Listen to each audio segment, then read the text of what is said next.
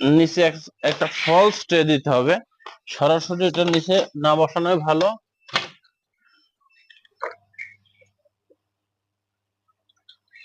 False tray দিয়ে দিলাম। এই যে আমি নতুন ভাবে বসাচ্ছি, বিসমিল্লাহ। আশা রাখি রেজাল্ট ভালো আসবে ইনশাআল্লাহ।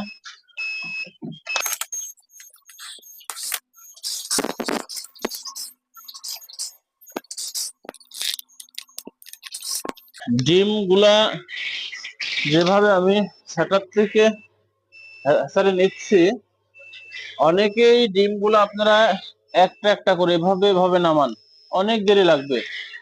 এরকম একটা ট্রে নিবেন, এরপর বসাই দিবেন, সব পড়ে যাবে।